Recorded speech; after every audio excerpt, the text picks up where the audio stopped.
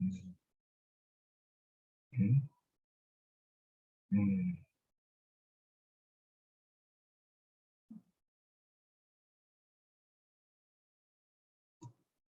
Assalamualaikum warahmatullahi wabarakatuh. Perkenalkan, nama saya Muhammad Sultan Sadiq Ramadan dari kelas 12 MIPA 4, absen nomor 23. Di sini saya akan mempresentasikan PowerPoint saya yang berjudul Bom Sarinah 2016. Yang pertama adalah latar belakang. Walaupun Indonesia jauh dari Timur Tengah, namun negara ini sudah sering mengalami serangkaian aksi terorisme yang menewaskan lebih dari 100-an orang. Yang kedua adalah serangan di Sarinah merupakan serangan pertama setelah bom Jakarta 2009 yang menewaskan 9 orang termasuk 2 pelaku yang merupakan anggota Jemaah Islamiyah. Jemaah Islamiyah sendiri merupakan organisasi terorisme yang bertujuan menyatukan Indonesia, Malaysia, dan wilayah selatan Filipina ke dalam sebuah negara Islam. Yang ketiga, sejak kasus bom Bali 1 pada tahun 2002, Indonesia mulai melangkah lebih maju untuk memberantas aksi terorisme di Indonesia. Pada tahun 2003, pemerintah Indonesia mengesahkan Undang-Undang Nomor 15 Tahun 2003 tentang terorisme. Sebuah badan yang khusus memberantas aksi terorisme dibentuk pada tahun 2010 dengan nama Badan Nasional Penanggulangan Terorisme. Yang keempat, menurut juru bicara Kepolisian Republik Indonesia, kepolisian menerima informasi pada bulan November 2015 bahwa negara Islam Irak memberi sinyal akan menyerang Indonesia. Hal ini dikuatkan oleh laporan dari Institute for Police Analysis of Conflict, lembaga kajian konflik di Indonesia, asal Jakarta, bahwa sedikitnya ada 50 warga Indonesia yang pergi secara diam-diam ke Suriah untuk bergabung dengan organisasi ISIS. Menteri Pertahanan Indonesia mengatakan pemerintahan sejak 1 atau 2 bulan yang lalu sudah menemukan informasi mengenai potensi serangan teror di kawasan Senayan dan Bundaran Hotel Indonesia, Jakarta Pusat. Kawasan tersebut berdekatan dengan lokasi ledakan bom Sarinah di persimpangan Jalan MH Tamrin, Jakarta Pusat. Menurut Menteri Pertahanan Indonesia mengatakan bahwa intelijen negara juga memberikan laporan soal potensi serangan tersebut. Ia mengaku pelaku penyerangan memanfaatkan kelemahan aparat. Yang kedua adalah tragedi bom Sarinah. Serangan Jakarta 2016 merupakan serentetan peristiwa berupa sedikitnya 6 ledakan dan juga penembakan di daerah sekitar Plaza Sarinah, Jalan MH Tamrin, Jakarta Pusat, DKI Jakarta. Pada tanggal 14 Januari 2016, ledakan terjadi di 2 tempat, yakni daerah tempat parkir Menara Cakrawala, Gedung 11 Utara Sarinah, dan sebuah pos polisi di depan gedung tersebut. Sedikitnya 8 orang, termasuk 4 pelaku penyerangan dan 4 warga sipil, dilaporkan tewas dan 24 lainnya luka-luka akibat serangan ini. 7 orang terlibat sebagai pelaku penyerangan, dan organisasi negara Islam Irak dan Syam mengklaim bertanggung jawab sebagai pelaku penyerangan. Ini adalah foto-foto pada saat kejadian. Yang sebelah kiri itu pada saat setelah terjadinya ledakan bom, yang tengah itu adalah pelakunya, dan yang kanan yang paling pojok itu adalah pelakunya juga.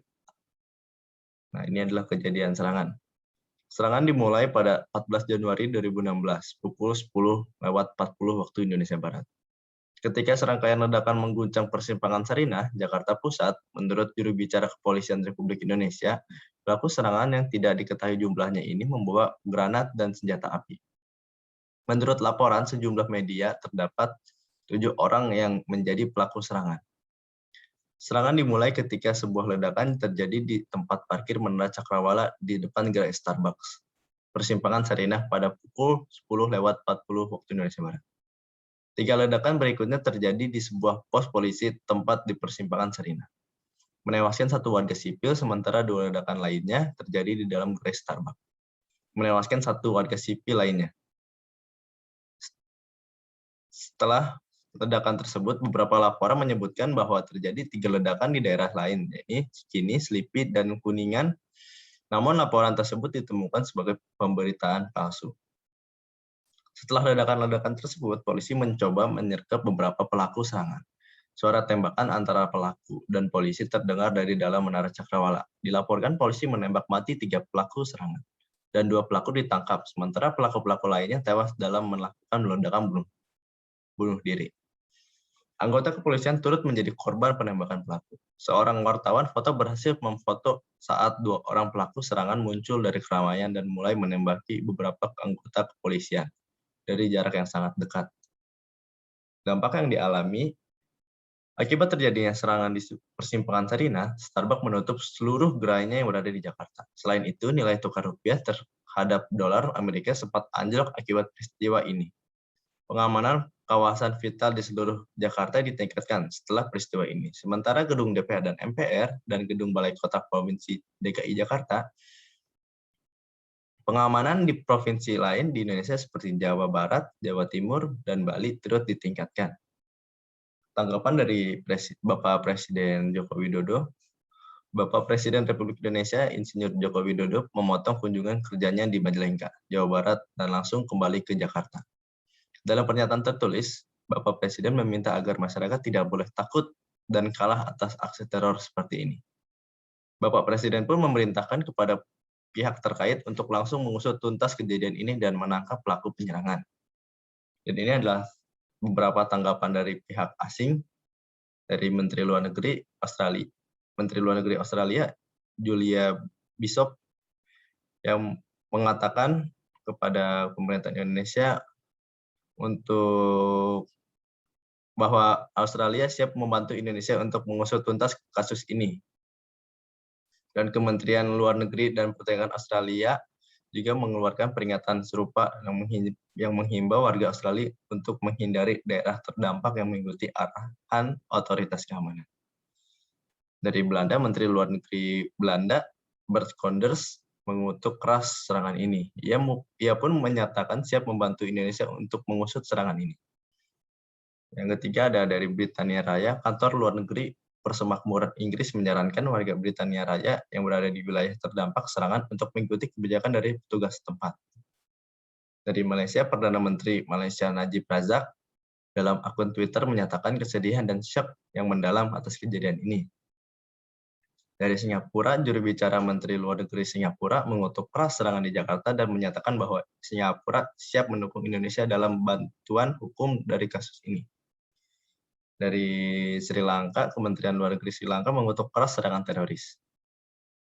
Dari Thailand, Perdana Menteri Prayut Chan-ocha mengungkapkan kesedihannya mendengar serangan tersebut dan menawarkan dukungan negaranya ke Indonesia.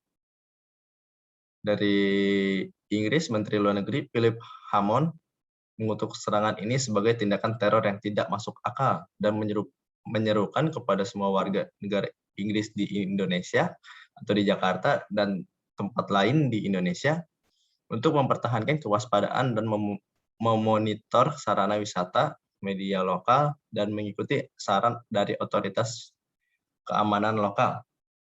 Departemen Luar Negeri dan Persemakmuran menyarankan warga Inggris untuk mengikuti petunjuk dari